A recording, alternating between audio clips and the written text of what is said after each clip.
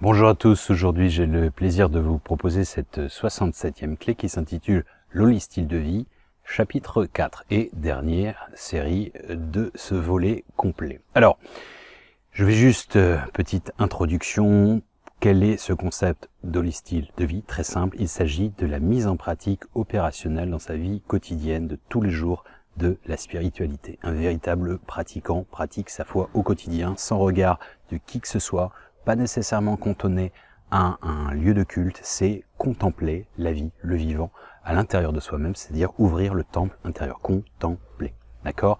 Holistyle de vie, c'est un néologisme qui signifie à la fois une vision et une approche holistique, donc globale, d'entièreté, 1, 2, qui permet la transdisciplinarité, le fil conducteur entre les disciplines, les rubriques, que ce soit la science, la médecine, etc., avec un regard et un filtre spirituel, justement. Ensuite, ça signifie aussi la dimension de holy qui veut dire sacré, emprunt à la sainteté, etc. Mais c'est une approche spirituelle de la vie de tous les jours et dans toutes les applications, que ce soit du futile au plus profond, etc., etc.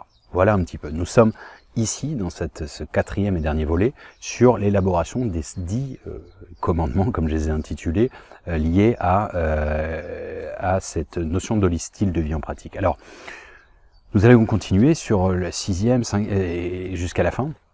Alors la 6e, c'est un triple triangle d'or, triptyque magique. Alors, je m'explique. 1, c'est un alignement des niveaux de l'être. Je vais les expliquer ensuite. Ensuite, c'est un alignement comportemental et aussi un alignement dans la méthode. Alors, j'explique, c'est toujours sous forme de triptyque. Triptyque, en peinture, ça veut dire 3 tableaux qui signifient quelque chose dans son entièreté. Et individuellement aussi. Alors, l'alignement des niveaux de l'être, c'est-à-dire c'est une union, en fait, à l'intérieur de cette approche, entre le corps, le mental, et l'âme, d'accord? C'est être dans l'union de tout ça. Il n'y a pas de dissonance, tout est inclus. Et c'est pour ça que j'invite systématiquement dans ces approches de ne pas négliger l'hygiène de vie, l'activité physique, etc., etc. C'est extrêmement important. Alors, l'alignement des niveaux de l'être, le corps, le mental et l'âme. Ensuite, l'alignement comportemental. C'est quoi? C'est l'action, d'accord? 2, c'est l'émotion, motion qui est en mouvement, et égale MC2, la masse multipliée par la célérité à la vitesse de la lumière au carré. C'est quoi? C'est la définition de l'énergie, enfin la formule de l'énergie. Donc c'est de l'énergie en mouvement, pour la faire simple. C'est l'émotion, c'est la dynamique en quelque sorte, c'est le mouvement lié à l'éducation, l'environnement, etc., etc. Mais ça a une vibration en fait.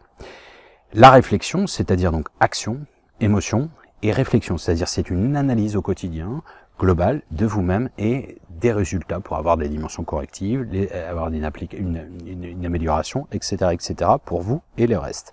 Ensuite, c'est l'aspiration ultime, j'en ai déjà parlé différemment, c'est un concept de la même manière que j'ai baptisé par enfant, présage. Qu'est-ce que ça veut dire?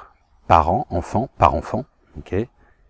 Présage, c'est présage. En fait, il y a un triptyque, c'est enfant, adulte, enfin enfant, parent et sage. Mais c'est pas un sage parce que personne ne se définit en tant que sage. C'est un présage, ça veut dire c'est un présage du fait qu'il soit un présage. Il est dans une sagesse en devenir, jamais accompli et jamais réalisé comme un processus d'éveil. Mais qu'est-ce que ça veut dire concrètement? En fait, c'est à l'intérieur d'une personne, dans sa complétude, dans cette approche de l'holistyle de vie, c'est l'enfant intérieur, c'est-à-dire en tant qu'adulte, mais l'enfant intérieur, c'est sa capacité à s'émerveiller des petites choses simples de la vie. C'est ses rêves, sa connexion naturelle au monde subtil, c'est son absence de limite, c'est sa joie de vivre dans l'absolu, etc., etc. C'est dans l'éternel présent. Il y a du mal à se projeter sur demain ça n'existe pas, c'est pour ça que les études ont été démontrées dans, je sais plus combien de pourcents, mais une large majorité, les gamins, je crois que c'est à 100% quasiment. Et les gamins préféraient juste un morceau de chocolat maintenant, plutôt qu'une plaque de chocolat dans 1 heure. Alors que n'importe quel adulte un peu gourmand se dirait, ouais, j'ai le temps, j'attends 1 heure, comme ça j'ai la plaque en entier. Bah non, eux, dans 1 heure, ça leur parle pas. Donc l'enfant intérieur. Ensuite, l'adulte, c'est la structure, les règles, la morale, l'éthique, l'action, etc. D'accord? Et enfin, donc ça c'est à l'intérieur d'une même personne, hein, c'est une aspiration on va dire. Et le dernier, présage, donc c'est un sage en devenir, c'est en fait la sagesse, hein, en devenir j'insiste, mais c'est une forme de détachement. Il y a moins de jugement, on est plus dans l'expérience, dans le détachement, dans le recul, on est moins impliqué dans le résultat hein, que la compétition, on veut se la péter, etc. etc. Voilà, en fait c'est ça ce triptyque. Okay. Ensuite, l'alignement dans la méthode, j'en ai parlé pas mal de fois, c'est ce que j'ai baptisé de la même manière type, TIP. TIP en anglais, type en anglais ça veut dire un conseil. Alors quel est ce conseil justement dans l'enseignement, dans la divulgation? C'est TIP, donc c'est théorie, intuition, pratique. Théorie, ok, et en fait c'est deux extrêmes et ensuite on va au centre. Qu'est-ce que ça veut dire? C'est j'apprends, je prends toujours cet exemple, j'apprends dans les bouquins, dans les tutos, avec les profs, etc. Je veux apprendre la cuisine par exemple, donc j'apprends des recettes de cuisine, j'apprends comment les nutriments, les valeurs nutritionnelles de chaque composant, etc. Voilà, j'apprends tout ça, j'apprends les recettes, comment les assembler, comment cuire, etc. Donc ça c'est théorique. Mais jusqu'à présent, je peux étudier le Kama Sutra dans toutes les positions, si jamais je n'ai jamais fait l'amour, c'est vain, c'est le même principe. Donc voilà, ça c'est la première étape, donc théorie. Mais si vous cumulez uniquement ça, c'est vrai pour tout, la spiritualité ou autre, c'est juste de la culture G. Hein. Donc théorie, en anglais comme je dis à chaque fois, practice makes perfect, la pratique rend les choses parfaites. Ok, donc de la théorie, fort de cette théorie, vous mettez en pratique. D'accord? Vous mettez en pratique, donc la pratique, ça va être trop brûlé, ça va pas être assez, ça va être mangeable, ça va être bon, ça va être très bon, ça va être excellent, ça va être succulent, ça va être divin, etc., etc. Parce que vous allez vous améliorer, vous allez entreprendre des actions correctives.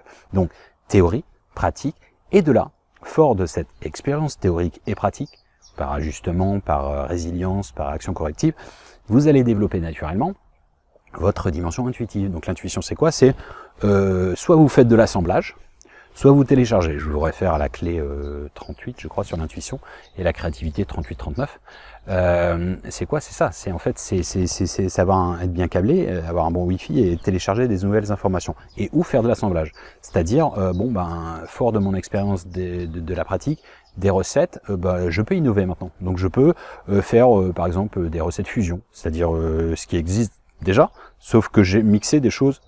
Je vous donne des exemples, dans les fusions, vous avez du japonais équatorien au niveau bouffe. Bon, fallait y penser quoi. Et oui, c'est très bon. Et je pense qu'il y a plein d'assemblages qui n'ont pas été faits et dont le résultat doit être succulent. Voilà, donc c'est ça cette idée. Donc soit c'est ça assemblage ou vous innovez totalement de zéro. Hein. Donc voilà, c'est ça les dimensions intuitives. Alors bien entendu, il n'y a pas de règle. C'est pas petit 1, on est classique, on apprend la théorie. Petit 2, on fait la pratique. Non. D'ailleurs, en fait, la théorie, tout ça, c'est la notion d'expérience. Mais c'est intéressant parce que vous avez un distinguo entre le savoir et la connaissance. Donc le savoir, c'est la théorie, la connaissance, c'est l'expérimentation. En anglais, il n'y a pas cette différence. C'est knowledge. Ok, il n'y a pas, prends pas la tête. Hein, c'est practice of knowledge. Il n'y a pas un entre-deux, quoi. Bon, c'est encore une autre appréciation. Mais ce que je veux dire par là, c'est que vous pouvez aussi avoir une approche intuitive initiale. C'est-à-dire, il y a des gens, je vous dis toujours dans cet exemple, ils vont avoir, ils achètent un nouvel appareil électronique. Bon, ils n'ont pas besoin de lire la notice d'utilisation. Ils le font par tâtonnement et par ergonomie du système et tout, parce qu'ils sont un petit peu geeks ou à leurs heures, ils sont talentueux là-dedans. Ils vont trouver les chemins, comment ça fonctionne, et voilà. Bon, ils vont le trouver et de manière expérimentale, par eux-mêmes, intuitivement, par bon sens, et puis par pratique, et puis de là, ils pourraient théoriser à la réexpliquer à quelqu'un d'autre. Voilà.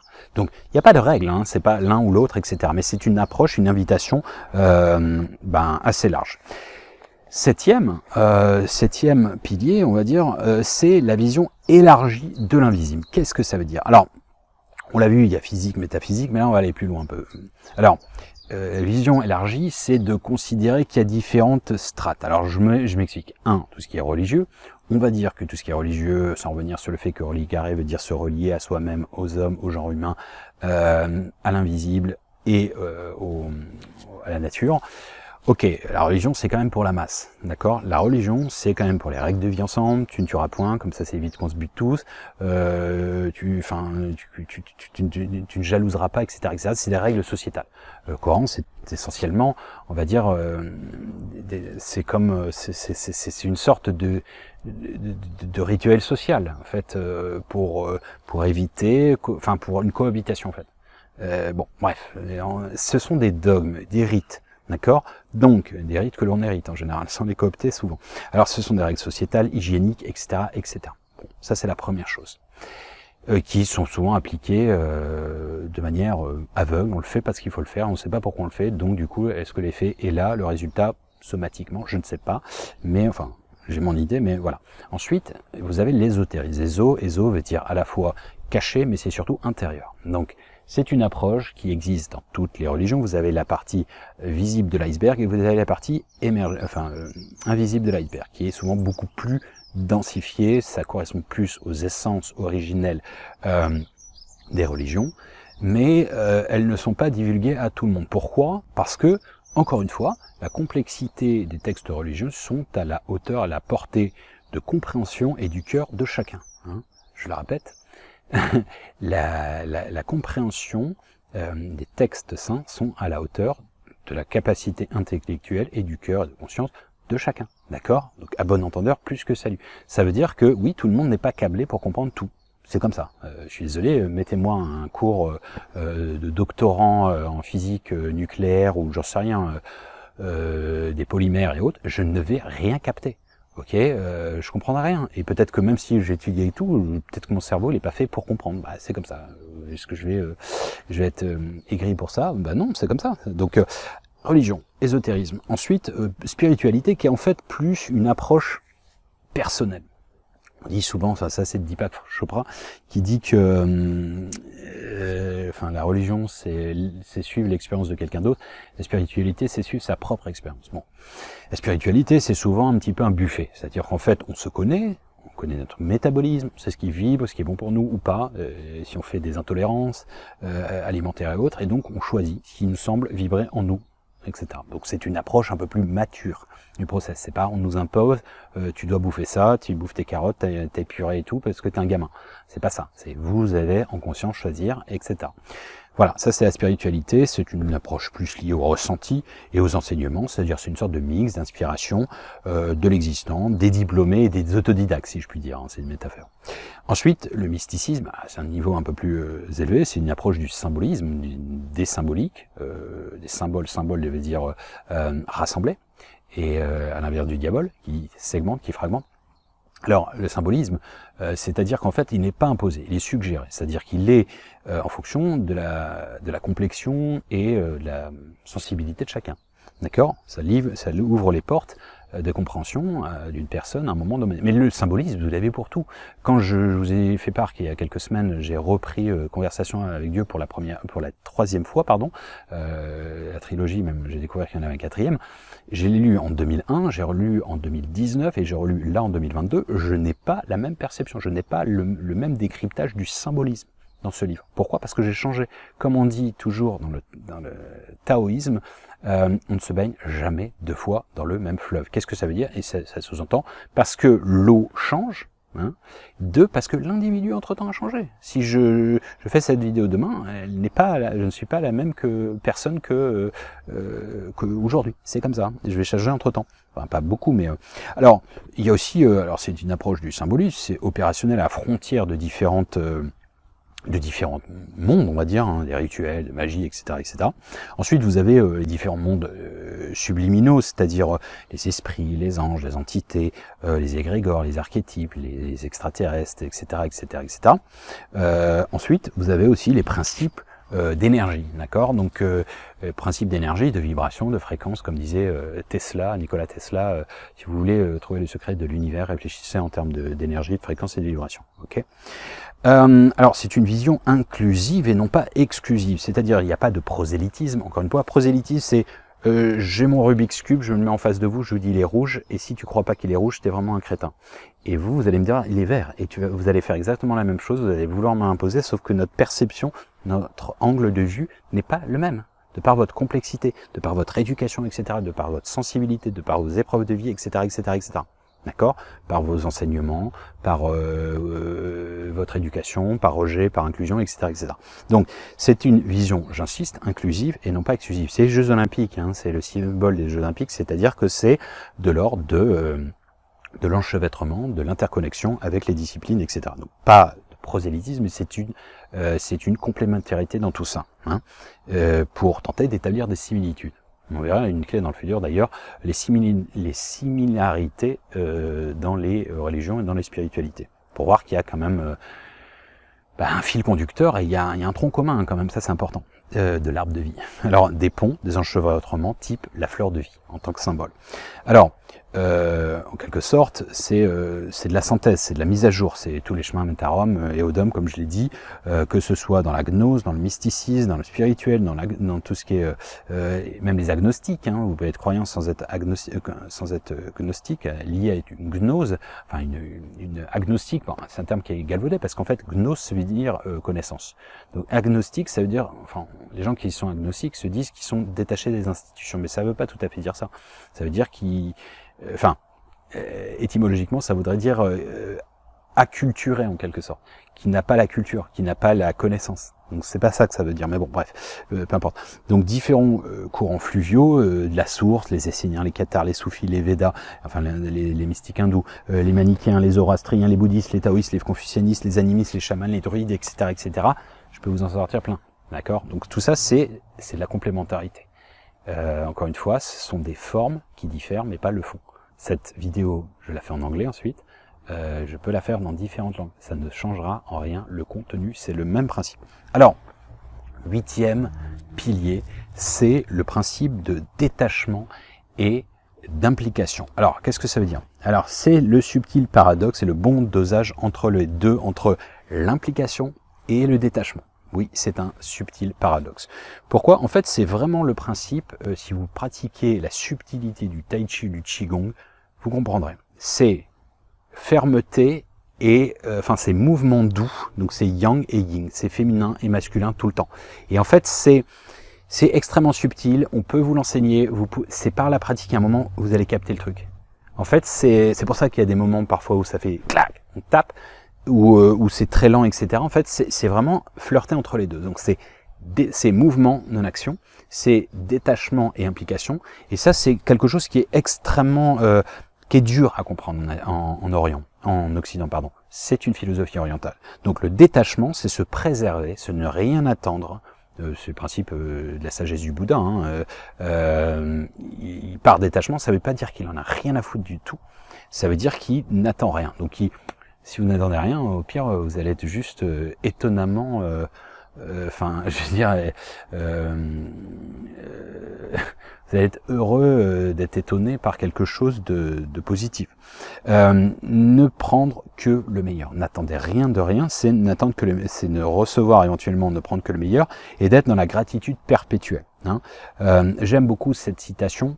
Sophie qui dit « Ne comptez pas trop sur quelqu'un dans ce monde parce que même votre propre ombre vous quitte lorsque vous êtes dans l'obscurité. » Ça, c'est pour moi très important. Donc ce détachement, c'est-à-dire oui, au pire, je peux mourir, etc. Je n'attends pas tout le temps. Je suis pas dans le vouloir parce que ça crédite le vouloir, le fait de vouloir, mais vous êtes dans l'accueil, d'accord? Donc le détachement, c'est ça. Ça veut dire que vous ne prenez que le positif en quelque sorte.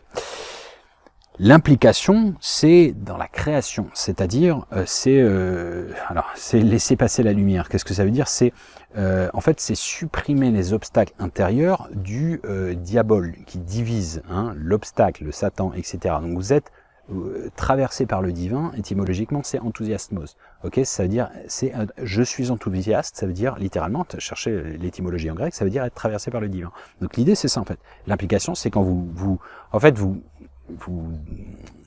domptez en quelque sorte votre ego et que vous laissez passer la lumière divine en vous et vous activez les principes christiques. Donc c'est ça, cette aspiration au djihad, je l'ai dit beaucoup de fois, ça veut dire en arabe uniquement lutte intérieure contre votre polarité, on va dire négative, maléfique, satanique qui fragmente et ou d'unité qui embrasse la vie, les autres, etc., etc.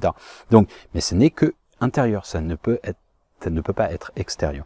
Donc, ça correspond exactement aux 3 étapes alchimiques dans l'hermétisme, qui est la destruction, le nettoyage et la transmutation, afin de rayonner davantage et d'être sur les autres. Plus vous ouvrez vous rayonnez, vous ouvrez votre lumière, et plus vous invitez une large majorité à en faire de même. Ça, c'est un principe assez simple. Alors, aussi, dans cette idée, dans ce détachement et implication, ça, on vient aussi à ce dont j'ai déjà parlé, c'est des actions concrètes, dans la matière, pragmatiques, pas que théoriques, dans son canapé, derrière son ordinateur. C'est soit des choses d'envergure, mais pas que. Ça peut être juste à titre local, je sais pas, petit village ou machin, c'est déjà super. C'est une prière opérationnelle, je l'ai déjà dit. Donc, en fait, c'est s'organiser pour avoir sa conscience propre. C'est-à-dire que, oui, le monde continuera à ce qu'il est, ok, ponctuellement, probablement, mais en effet de résonance, vous aurez un impact dessus, soit le changement que tu veux voir dans le monde, mais au moins, on aura fait notre part, on aura fait notre petit colibri, et on ne sera pas dans la frustration. C'est ça l'idée principale. À travers cette notion en fait, si vous voulez, c'est toujours cette idée qu'on ne peut lutter contre l'obscurité. On ne peut se battre contre l'obscurité, sinon on la crédite. Mais vous pouvez baisser le champ de l'obscurité en émettant plus de lumière. Et les lumières, c'est symbolique, c'est les projets d'envergure que vous mettez en place, etc., etc. Alors, aussi, je préconise, c'est un projet j'en ai déjà parlé, de Humanchmark du monde. C'est un benchmark, c'est des points de repère, c'est une plateforme de bonnes idées que j'ai suggéré, mais j'ai pas vu qu'il y avait beaucoup d'écho.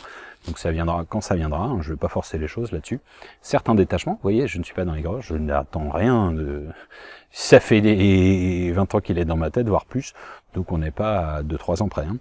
Donc c'est une plateforme de bonnes idées, par exemple, donc ça c'est un projet qui me tient à cœur, j'aimerais qu'il voit le jour un jour, sur lequel qui traite, j'en ai déjà parlé dans pas mal d'ouvrages, Sage Passage par exemple, ou même Chronapocalypse, la levée des voiles quand les masques tombent, une base de données avec que des bonnes idées. Pourquoi? Alors, du patrimoine mondial de l'humanité, et par ailleurs de ce qui se fait aujourd'hui. Pourquoi? Parce que ça, gratuitement, pour que les gens soient plus dans un schéma de se dire oui, finalement, quand vous regardez les news, vous avez que des mauvaises nouvelles. Là, vous allez vous mettre dans un schéma.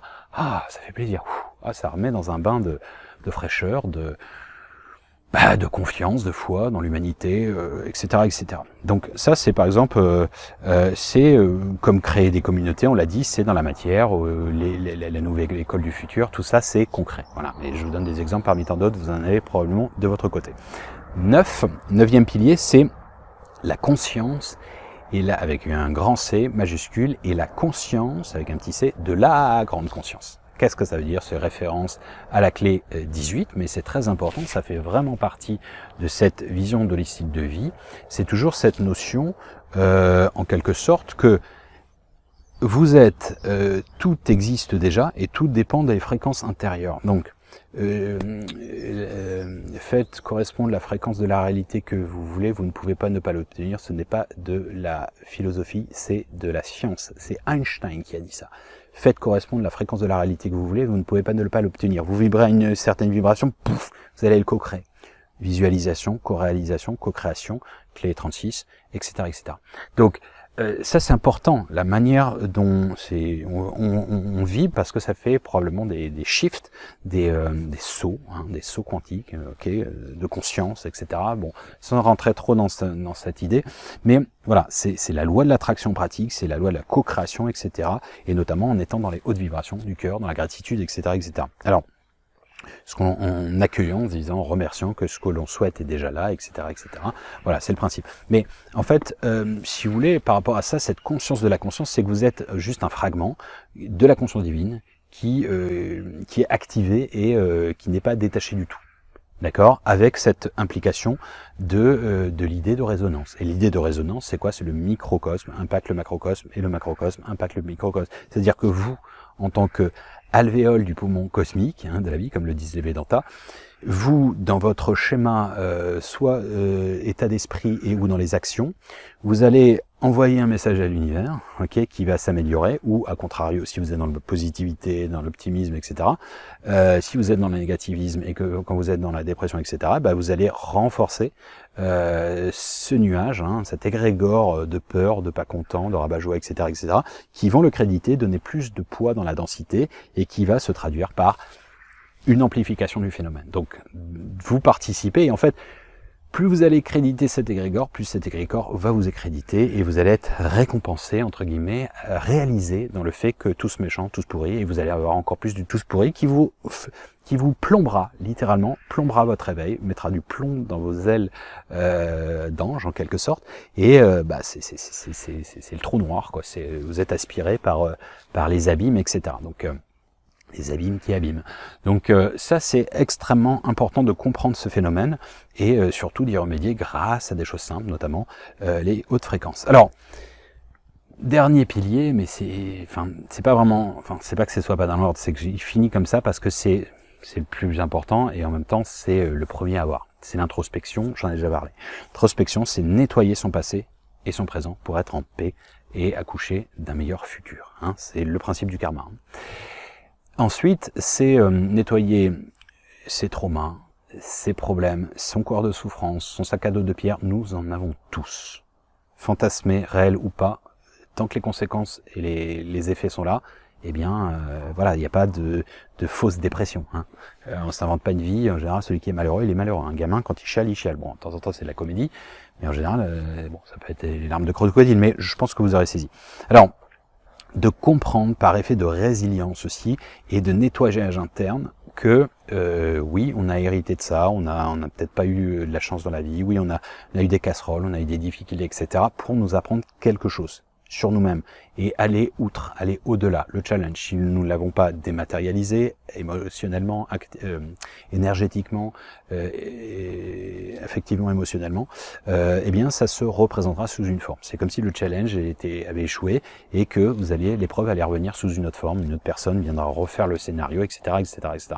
Donc, nous sommes invités à accueillir, à dénerver, à pardonner. C'est ça, en fait, cette notion, pour se purifier par rapport à ça. Donc, dans cette vie, les héritages de nos ancêtres, éventuellement, oui, on hérite dans nos mémoires cellulaires, alors de vos familles, de vos aïeux, de vos ancêtres connus ou pas, et aussi éventuellement du genre humain, d'accord? Des peurs, des angoisses qui partent du genre humain, même si vous n'avez pas été dans une vie antérieure. Et ensuite, troisième point, c'est les vies antérieures. Mais même si vous n'avez pas été, je sais pas, moi je suis claustrophobe, et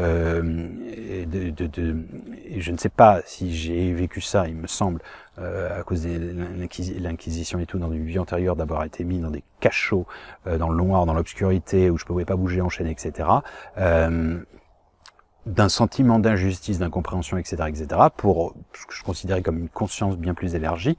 Je ne sais pas si je l'ai véritablement vécu au niveau de mon âme, mais à la limite, peu importe, c'est ce que j'essaie d'expliquer dans La mort trait d'union avec l'éternité. Qu'est-ce qui diffère entre le fait que je sois, que mon âme ait été celui-ci ou celui-là? Vous pouvez très bien regarder un film et être complètement identifié à un personnage sans vivre le truc. Hein. Bon, c'est le même principe. Donc ça appartient au genre humain, peu importe si j'ai été. Mais en tout cas, quand je pense à ça, les scènes et tout comme ça, quand je regarde à la télé,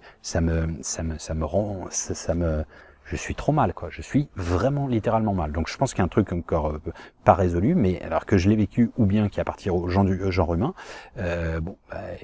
voilà, que ça m'appartienne ou pas, ça change que dalle. C'est juste moi comment je suis en paix par rapport à ça. Donc c'est cette invitation à tous les égards pour justement, alors ça prend le travail d'une vie parfois, mais voilà, de comprendre de manière pragmatique l'introspection par rapport à soi, ce qu'on n'aime pas, ce qui vibre pas, ce qui est besoin de nettoyer. Et ensuite, la même chose à l'échelle mondiale, sociétale, de l'environnement, comme je l'ai dit, les systèmes économico-financiers, la nature, la société, et surtout de ne pas basculer dans une aigreur, ok, on a un constat, un diagnostic, de là, qu'est-ce qu'on veut concrètement et quelles sont les actions correctives à mettre en place et les solutions concrètes que l'on souhaite voir dans le monde, soit le changement que tu veux voir dans le monde. Alors voilà, juste pour résumer, on les reprend une dernière fois, ces 6 dernières qui sont 1. Le triple triptyque d'or, triangle d'or, triptyque magique, c'est-à-dire l'alignement des niveaux de l'être, le corps, le mental et l'âme, l'action, l'émotion, la réflexion, l'enfant intérieur, l'adulte, le présage, c'est-à-dire le détachement, les rêves, les règles, etc. La dimension du type, théorie, intuition, pratique. 7e, la vision élargie de l'invisible, hein, avec dimension de religion, d'ésotérisme, etc. Enfin, toutes les factions qui permettent jusqu'à l'énergie, hein, qui permettent de s'ouvrir à quelque chose qui n'est pas exclusif à la vue, quand même. Et au-delà, c'est un détachement et une implication. Détachement, on n'est pas là à vouloir dans cette boulimie de résultats, mais on prend ce qu'on accueille. Et en parallèle, on est quand même impliqué, on met des choses pragmatiques dans la vie de tous les jours. Ensuite, la notion de conscience, petite conscience, c'est-à-dire qu'on est conscient, qu'on est le tout, qu'on fait partie du tout et du mouvement cosmique, etc. et qu'on retrouve au quotidien.